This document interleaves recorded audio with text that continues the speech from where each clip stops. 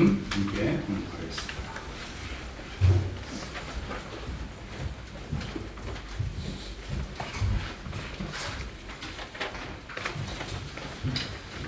네, 오늘 말씀 마태복음 5장 43절부터 48절까지입니다. 또 내 이웃을 사랑하고 내 원수를 미워하라 하였다는 것을 너희가 들었으나 나는 너희에게 이르노니 너희 원수를 사랑하며 너희를 박해하는 자를 위하여 기도하라. 이같이 한즉 하늘에 계신 너희 아버지의 아들이 되리니 이는 하나님이 그 해를 악인과 선인에게 비추시며 비를 의로운 자와 불의하는 자에게 내려주시리라. 너희가 너희를 사랑하는 자를 사랑하면 무슨 상이 있으리요? 세리도 이같이 아니하느냐? 또 너희가 너희 형제에게만 무난하면 나보다 더하는 것이 무엇이냐? 이방인들도 이같이 아니하느냐? 그러므로 하늘에 계신 너희 아버지의 온전하신 것 같이 너희도 온전하라. 말씀 중심으로 원수 사랑에 관한 주제로 말씀 나누기 전에 기도하겠습니다. 하나님의 아침 주의 은혜를 생각하고 또 감사와 경배와 모든 저희가 드릴 것들을 다 드린 이 시간에 이제 주님의 말씀을 듣고 한 주간 또 과거의 우리의 삶의 길들을 돌아보며 말씀, 진리의 말씀의 길로 우리의 발걸음을 돌이킬 수 있는 그런 귀한 은혜의 시간으로 주신 것을 감사드립니다. 말씀해 주시고 성령님 기록된 이 말씀을 풀어 나눌 때에 주 성령께서 함께 하셔서 그리스도께서 하셨던 그 말씀의 의미와 그 육성이 우리 각자에게 들려질 수 있도록 역사해 주시옵소서. 부족한 종을 말씀의 통로로만 온전히 써 주시고 함께 말씀을 듣고 지켜 주님을 기쁘시게 하고 주님의 진리와 그 복을 경험하는 우리 모두의 삶의 현장이 되게 한 주간도 인도해 주옵소서. 예수님 이름으로 기도드립니다. 아멘.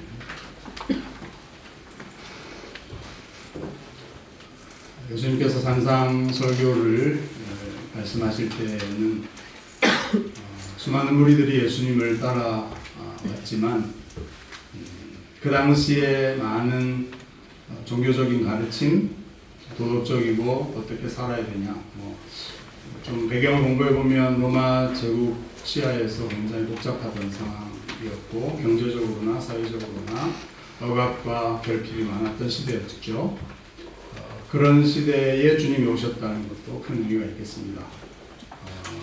행복하고 편안하고 좋은 시대만이 아니라 힘든 역사의 삶의 현장에 주님이 찾아오셔서 주님을 따르고 하나님 나라를 소망하고 추구하는 자들에게 하셨던 말씀, 오늘날 우리와 같은 마음을 가지고 하나님을 찾던 자들에게 주님은 이렇게 말씀하셨습니다. 그 당시에 하셨던 그 말씀의 의미들을 우리가 잘 이해할 뿐 아니라 우리 오늘날 우리에게도 하시는 말씀으로 들을 수 있어야 될 것 같습니다. 주님께서는 5장에서 여러 가지 반제, 안티테제라고 부르는 반대가 되는 가르침들을 하셨는데 오늘 그 마지막 6번째죠. 사실은 6반제 이렇게 되어 있는데 간음에 관한 것과 이혼에 관한 것이 같은 주제이기 때문에 한꺼번에 같이 다뤄서 우리 5번째 반제 설교를 하게 되었습니다. 여러분, 원수 사랑에 관한 그런 반제 주님께서 말씀하셨습니다. 그 당시 사람들은 이런 가르침들을 들었습니다. 43절에 나오죠. 내 이웃은 사랑하고 내 원수는 미워해라. 이런 가르침들이 그 당시 종교적인 가르침이었습니다. 이게 하나님의 뜻이라고 어느새 둔갑되어져서 많은 사람들이 이게 당연하지 이렇게 생각했던 말씀이었는데요. 구약을 아무리 찾아봐도 내 이웃을 사랑하라는 말씀은 레위기에 분명히 나오지만 거기 보면 내 이웃을 내 몸과 같이 사랑하라 이렇게 되어 있지만 내 원수는 미워해라 이런 말씀 혹시 보신 적 있습니까?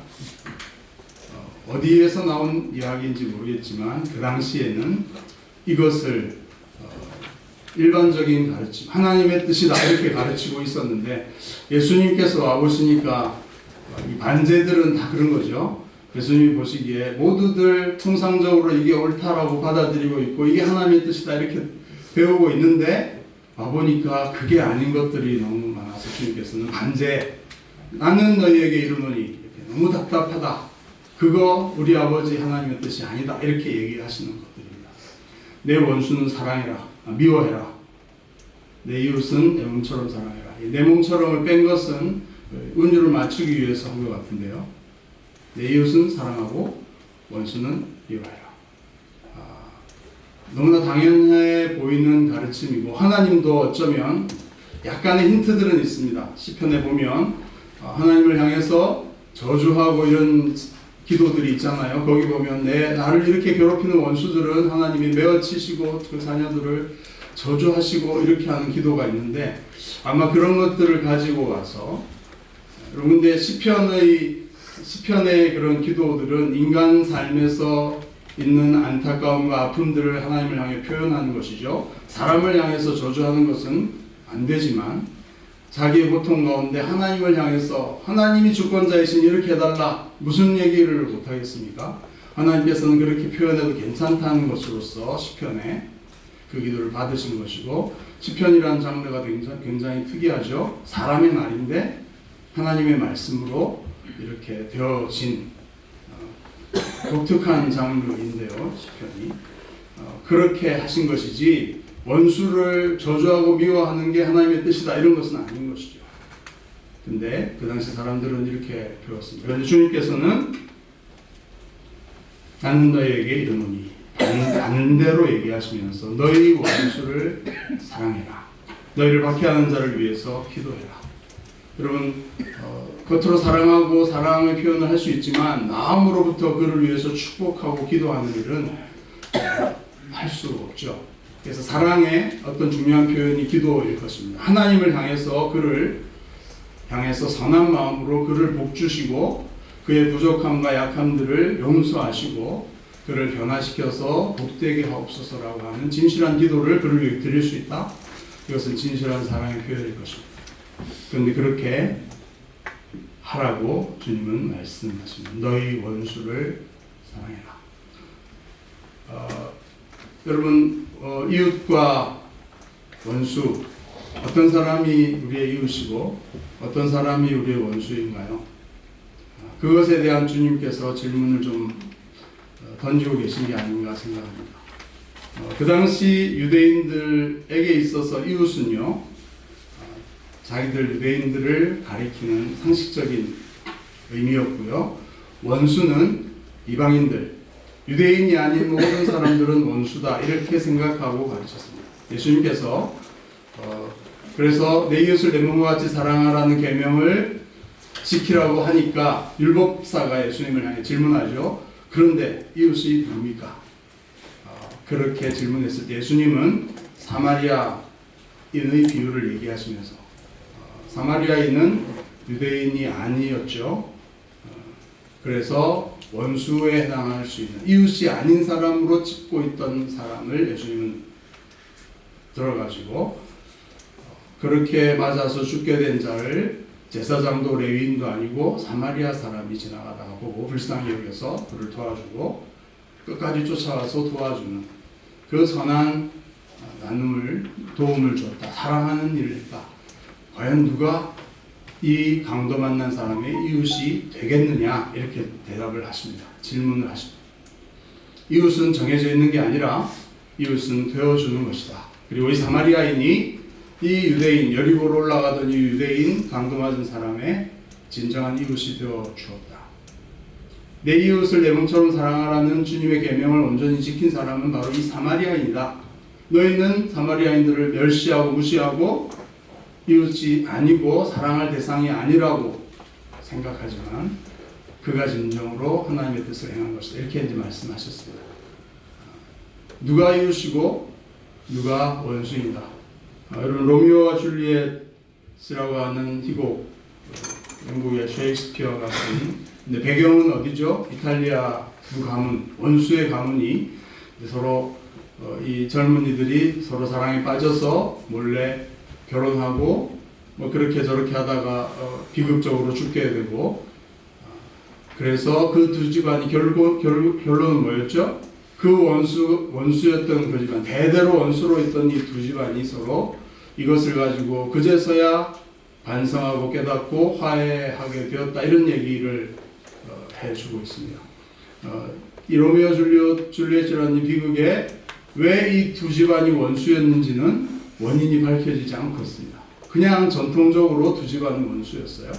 그리고 만나면 서로 삐딱하게 보고 서로 시비를 걸고 결투해서 막 서로 죽이고 이러다 보니까 그 원한이 더 깊어지는 이 두 집안. 여러분, 그런 상황에 있다고 치면 착하고 선하고 악하고 불의하고 이런 것들이 그 원수와 이웃이 되는 기준이 될 수 있을까요? 여러분, 그런 집안에 원수가 있으십니까? 그런 사람을 보면 일단은 삐딱하게 보이죠. 나한테 우리 편이면 좀 잘못을 하고 해도 나의 이웃이고 내 편이 되는 것이고요. 상대편이면 아무리 선하고 옳고 성품이 고매하고 존경할 만한 사람이라도 원수가 되는 것이죠. 상당히 상대적인 개념인 것입니다. 그래서 이웃은 사랑하고 원수는 미워해라, 이 가르침이 굉장히 주관적인, 코에 걸면 코걸이 이런 식으로 해석되어져서 저 사람은 내 편이 아니기 때문에 무조건 원수고 미워하고 복수하고 저주하고 해도 괜찮다는 식으로 갈 수밖에 없는 그런 개념이라는 것이죠. 우리나라에도 지역주의라는 게 있습니다. 저도 어릴 때 한 지역, 영남 지역에서 살았기 때문에 호남 지역에 계신 분들에 대한 좋지 않은 얘기를 부모님이나 이웃 아저씨들이나 이런 분들에게서 막 듣고 자랐죠. 말이 됩니까? 근데 그것이 좀 나중에 알고 보니 박정희 정권 또 김대중 후보 이렇게 선거전을 하면서 서로 비방하는, 박정희 군사 쿠데타를 일으키고 했을 때 영남과 호남에서의 초기의 지지는 거의 비슷했다고 합니다. 지금처럼 빨간색, 파란색 이렇게 나뉘지 않았고요. 처음에는 비슷했는데요. 두 번째 선거를 하면서 서로 비방하고 자기 표를 지키기 위해서 서로에 대해서 죽일 놈 살릴 놈 이렇게 막 말하면서 정치적으로 만들어 놓은 것이 지금 몇십 년 동안 이게 오고 있는 것이라는 거죠. 거기에 우리 서민들이, 일반 사람들이 확인되지 않은 사실들을 가지고서 서로 비방하고 이렇게 하는 것들에 설득되고 넘어가서 정치인들이 만들어 놓은 그 트랩에 민족 전체가 매여가지고 저 지방 사람들은, 저 지역 사람들은 나쁜 사람들이야, 저기서 대통령이 나오면 안 돼, 이런 결론을 가지고 무조건 어느 국회의원 후보가 나오든 1번이냐 2번이냐 이걸 그냥 찍는 거죠. 이런 식으로 되어졌고, 이게 누구의 농간인지 모르지만 원수같이 되어진 이런 것들이 있습니다. 상당히 주관적이지 않습니까? 하나님께서는 어느 편일까요? 영남 편일까요? 호남 편일까요? 이런 질문 자체가 아주 어리석고 우습지 않습니까? 민족주의라는 것도 있죠. 한일전 축구하면 우리는 무조건 이겨야 됩니다. 어느 시기에 일본 팀이 너무 훈련이 잘 되고 팀워크가 좋아서 실력이 출중해도 목숨을 걸고 싸워서라도 이기지 못하면 아무리 실력 차이가 나서 당연한 결과임에도 거의 손가락질 받는, 최선은 다했지만 이게 말이 되는 것일까요? 이웃 나라들과 물론 그 역사적으로 어떻게 반성을 하지 않고 이런 부분들의 공과를 따질 수 있지만 그가 단지 어느 나라, 어느 민족이기 때문에 우리는 정오감과 싸워서 이겨야 된다, 이런 생각을 갖고 있는 게 누가 만든 것이겠습니까? 사람이 어떤 정치적이고 어떤 이유 때문에 그렇게 만들어진 것일 뿐이고, 하나님은 모든 인류를 사랑하시고 축복하기 원하시는 하나님은 어느 편을 드실까요? 한일전하면 하나님은 어느 편 이길 수 있도록 도와주실까요? 그게 우스운 질문이지 않습니까? 근데 우리는 그 틀에 속에 있다는 것입니다. 상대적인 이 개념 속에 사로잡혀 있다는 것이죠. 반유대주의도 마찬가지고요. 그래서 오늘 본문은, 2000년 전의 본문은 처음에는 이 유대인들이 이방인들을 다 원수처럼 미워했는데요. 20세기가 되니까 예수님을 십자가에 못 박혀 죽였다는 기독교 국가의 그 아이디어 때문에 그 후손인 유대인들은, 셈족 중에 유대인들은 다 잘못된 놈들이고 미워해야 된다. 이 안티세미티즘이라는 게 유럽에서부터 생겨나고 지금도 또 이슬람 국가들에 의해서 안티세미티즘, 유대인들에 대한 미움들이 있는데요. 그런 것들이 필로 너무나 강력하게 작용하고 있습니다. 창조주 하나님 보시기에 이게 말이 되는 얘기일까요? 그래서 주님께서는 이런 문제들을 해결하기 위해서 해결책이 뭡니까? 원수를 사랑하는 것입니다. 하나님께서 악인과 선인, 의로운 자와 불의한 자를 가장 잘 아시는 분은, 정확하게 아시는 분, 그 배경과 상황 속에서 악을 선택하고요, 불의한 일을 몰래 행하고 있는 자들을 누구보다 잘 아시는 분이 하나님이죠. 상대적인 개념이 아니시죠. 그렇지만 하나님은 그 자들에게도 비를, 저 멋진 햇볕을 똑같이 내려주시고 비도 똑같이 주셔서 그들을 복주시고 축복하고 사랑하고 계신다. 이 사실이 바로 우리의 그 상대적인 편견을 가지고 경계를 만들고 편을 나누는 우리에게 주님께서 유일한 해결책으로 주신 것입니다. 원수를 사랑해라. 이제는 더 이상 하나님의 자녀인 너희에게는 원수는 없다. 한번 따라해 보시겠습니까? 더 이상 나에게는 원수는 없다. 더 이상 나에게는 원수는 없다. 네. 그런 결단을 하셔야 합니다. 객관적으로 옳고 그름 하나님과 따지십시오. 저 사람이 나한테 나쁜 짓을 하는 악한 놈이 맞는데요. 하나님이 가장 잘 아시지만 하나님이 그를 사랑하고 계시고 네가 내 자녀야. 내가 사랑하는 그를 너도 사랑해야 되지 않겠느냐. 이렇게 말씀하고 계시는. 그러실 수 있겠습니까? 결심하실 수 있겠습니까? 떠오르는 사람 없습니까? 껄끄러운 사람. 만나서 무난하는 게 이렇게 샬롬, 하나님이 당신에게 평강을 주시기 바랍니다. 이런 말이 막 나올 수 있습니까? 인사하기 싫죠? 안녕 하세요? 이렇게 말하기, 저기서 저 하이스트리트 걸어오네? 딴 길로 없나? 안 그럼 돌아가는 이런 사람들이 혹시 있으면 이거는 아니라는 거죠. 그런 사람이 떠오르십니까? 원수는 사실 멀리 있지 않고 부부간의 원수일 수도 있고요. 원수를 사랑하는 것, 이것이 주님의 해법이신데 이 주님의 말씀이 좀 중요한 것으로 다가가야 될 것 같습니다. 그 다음 절에 나오는 것을 보면 이같이 한즉 하늘에 계신 너희 아버지의 아들이 되리니 이런 표현이 있습니다. 하나님이 사랑하시는 원수를 사랑하는 것이 하나님의 아들, 딸이 되는 것이다. 너희가 하나님의 아들, 딸이 되었다고 하면 하나님처럼 원수를, 악한 자를 사랑하고 축복할 수 있어야 한다라는 것입니다. 46절에요. 너희가 너희를 사랑하는 자를 사랑하면 무슨 상이 있으리요. 세리도 이같이 하지 않느냐? 너희가 너희 형제에게만 무난하면 남보다 더하는 것이 무엇이냐? 이방인들도 이같이 아니하느냐? 이 세리와 이방인들이 나오고 있죠. 우리가 생각해 보면 독재 정권, 우리 서울의 봄 이런 영화 보셨습니까? 독재 정권도 자기 편, 자기 수하에 있는 사람한테는 끔찍히 잘해주죠. 다 챙겨주고 괜찮다고 하고 정말 사랑하죠. 그러나 반대편에 있으면 마피아 집단들도 자기 소속이 되고 수하에 들어오면 뭐 칼에 맞고 총을 맞더라도 막 지켜주고 얼마나 이렇게 헌신적으로 사랑합니까? 그렇지만 그게 아닌 사람들에 대해서는 아주 무자비하고 잔악해지는 것입니다. 테러리스트들도 마찬가지죠.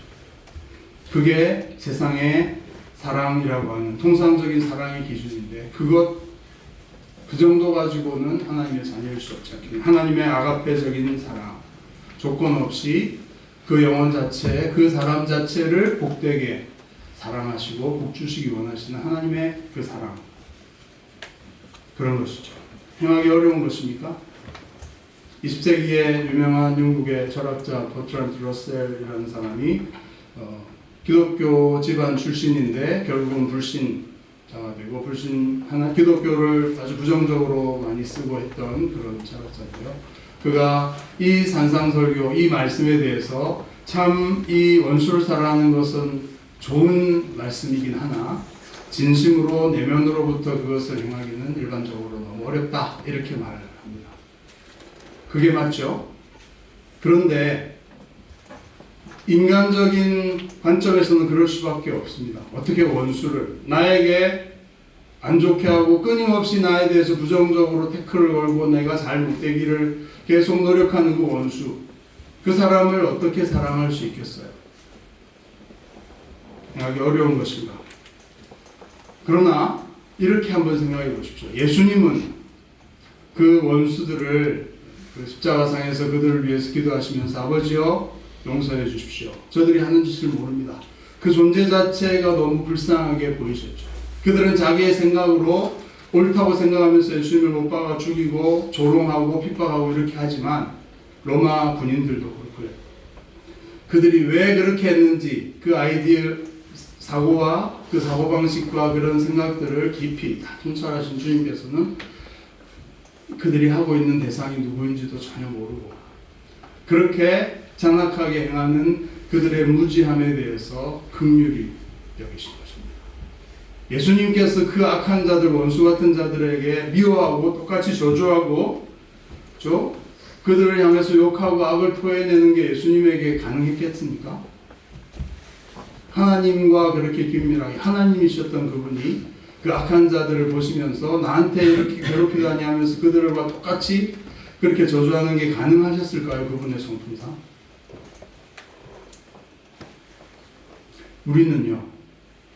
우리가 예수님을 진짜 믿었다면 이제는 그리스도 안에 있으면 새로운 피조물이다. A new creation. 새로운 창조가 일어났다. 바울은 그렇게 얘기하고요. 여러분 아시는 것처럼 예수님을 믿으면 예수님을 영접하면 성령께서 우리 안에 오셔서 거듭나게 born again 다시 태어나게 하십니다. 새로운 생명이 하나님의 생명 그리스도의 생명이 우리 안에 시작되게 하시는 내면적이고 근본적인 변화가 시작되는 것이 예수를 믿는 믿음입니다. 여러분 그렇게 아멘이신가요? 그러면 여러분 속에 어떤 누구의 성품이 있습니까? 노력해서 될 수 없는 이것이지만 하나님이 악한 자들, 원수 같은 자들을 그렇게 사랑하시고 불쌍히 여기시고 예수님께서 그들의 존재 자체를 긍휼히 여기시고 위에서 복 주시면서 기도하셨던 그 마음과 성품을 가진 하나님의 자녀라면 우리의 노력으로 원수 같은 자를 우리가 애써서 사랑하는 것은 러셀의 얘기처럼 불가능하지만 그러나 우리 속에 그것이 시작되었고 변화들이 내면으로부터 시작된 것이 맞다면 우리는 그냥 본성적으로 원수도 사랑할 수 있는 능력, 사랑의 능력을 가진 존재다. 여러분 이렇게 말할 수 있어야겠죠. 여러분 맞습니까? 물론 오늘 기도하신 것처럼 우리 속에 타락한 죄의 본성이 같이 공존하고 있다. 이 두 육체의 소욕과 성령의 소욕이 함께 있어서 이것을 거기에 이제 영적인 성장이 필요한 것이고요. 어떻게 성령께서 내 안에서 일하실 수 있도록 그분이 일하실 수 있도록 자리를 내어드리고 그분의 길을 열어드리고 순종하고 그분을 의지하느냐 이것이 달려있겠지만 그러나 믿지 않는 자들과는 완전히 근본적으로 달라졌다. 우리 속에 그러한 생명이 주어졌고 우리가 믿고 그분이 일하시도록 주님을 의지하는 믿음으로 생명이 시작되었지만 믿음으로 살아간다면 성령께서 일하시도록 하는 이 영적인 비결, 훈련과 이걸 통해서 그것을 배우기만 한다면 우리는 열심히 우리가 안 되는 본성을 거슬려서 노력하는 게 아니라는 거죠. 우리 안에 있는 그 본성을 잘 따라서 순종하고 주님이 일하시도록만 한다면 그래서 앞에서 말씀하셨던 나에게는 더 이상 원수는 없어. 저 사람도 더 이상 원수일 수 없고 내가 사랑할 존재일 뿐이야. 이렇게 결단하시고 믿음으로 기도하시면서 순종해 나가신다면 우리 안에서 진짜 기적이 버트란드 러셀 이런 사람이 꿈도 꿀 수 없었던 그런 놀라운 원수를 사랑하는 기적과 같은 일이 우리 삶에 실제적으로 나타날 수 있다. 이것이 복음인 것입니다.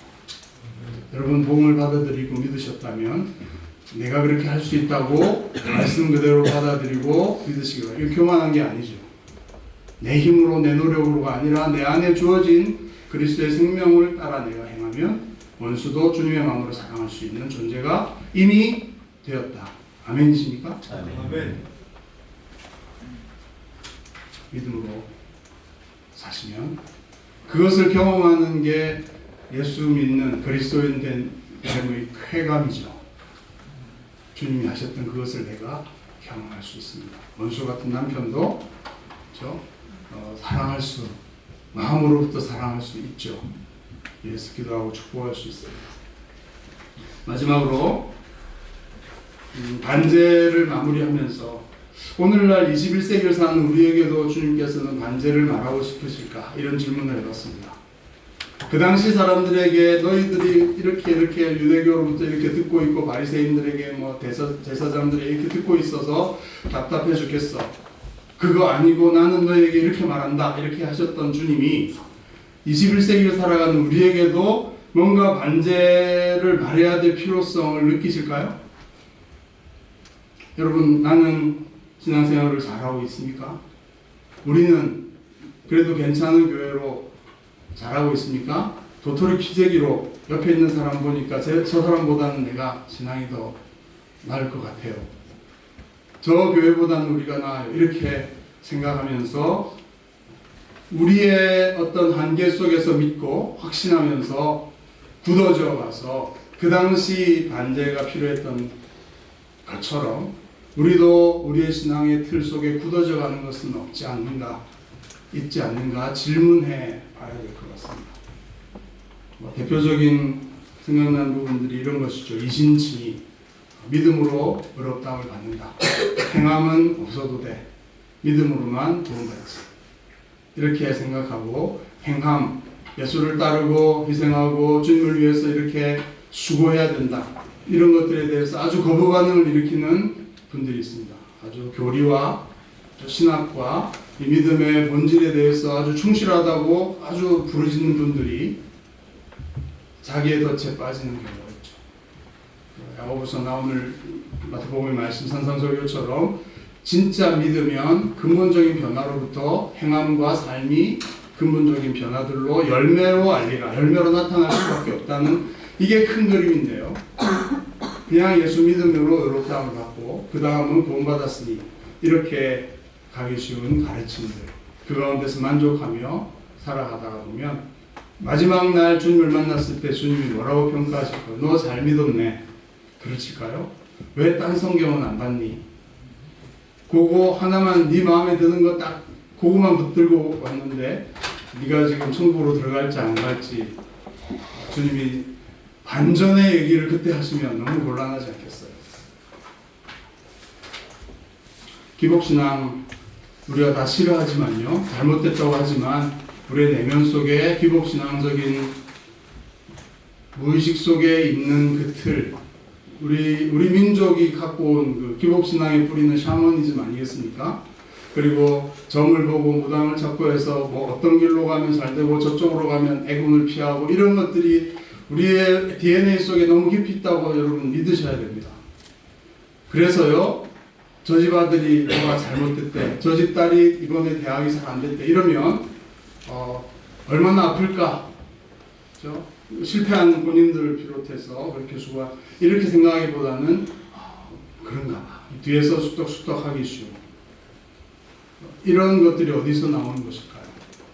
우리는 부정하지만 집안에 저 집안이 사고를 당했대, 사업이 힘들어졌대 그러면 뭔가 하나님 앞에 잘못한 게 있겠지. 이런 생각이 동시에 무의식 속으로 든다면 이것은 전혀 성경적이지 않는 잘못된 반응인데, 그런 것을 가지고 누군가를 평가하고 비난하고 손가락질하기 쉬운 것. 그 영향을 받지 않는다고 누가 장담할 수 있겠습니까? 제가 10여 년 전에 영국에 와보니까요, 영국 그 전통적인 처치 오브 잉글랜드의 파리시 교회를 3년 다녔는데요. 그 교회에서 신앙생활 잘하는 것, 한국하고 너무 다르더라고요. 그래서 다른 내가 우물 속에 우물 안에만 있었구나 이런 것들을 생각하게 했지만 그분들도 나름대로 2000년 가까이 굳어져온 신앙생활. 그래서 교회는 1년에 2번 가면 그래도 크리스찬이야. 이렇게 성탄절이랑 부활절 그렇게 교회 나오면 그래도 신앙이 없다고 할 수는 없어. 이렇게 말하는데 여러분 우리가 매주 이렇게 나와서 하나님 앞에 자기를 돌아보고 말씀을 듣고 교제하면서 하나님 말씀을 이렇게 52주 노력해도 한 주일에 7일 중에 하루밖에 안 되잖아요. 6일은 또 세상적인 영향과 그 속에서 치이면서 우리의 영적인 에너지를 뺏기고 이렇게 열매로 남기가 참 쉽지 에너지가 모자라다는 걸 느끼지 않습니까? 근데 1년에 2번 부모님 댁에 방문해서 예배 이렇게 조금 무슨 생각하는지 모르지만 잘 참석하면 크리스찬이다. 통계를 내면 나는 크리스찬이라고 다 체크하면 이게 크리스찬이라고 이분들은 진짜 믿더라고요. 물론 우리가 판단할 수 없습니다만은 교회 나온다고 믿고 그런 건 아니겠지만 통계적으로 이렇게 볼 때 과연 진짜 신앙이 있고 하나님을 사랑하는데 예배드리는 것은 1년에 한두 번 정도 이럴 수 있을까? 그 기준이 또 다르죠. 한국으로 가면 여러분 새벽 기도를 나오셔야 되고요. 수요 예배, 금요 철야 이런 걸 하셔야 또 정상적인 이렇게 기준이 달라지죠. 뭘 가지고 주님께서 우리를 평가하실까? 이 시대적 영향. 어떤 교회는 우리 교회는 이래요. 잘하고 있어요. 담임 목사님의 철학과 목회 기준을 가지고 그걸 잘 순종하고 교회가 그걸 잘하면 최고의 교회. 주변에서는 그럴 수 있겠지만 하나님께서는 어떻게 보실까요? 이 시대와 이 공간적인 한계 속에서 뭘 기준으로 평가할 수 있을까? 주님, 하나님의 말씀이죠.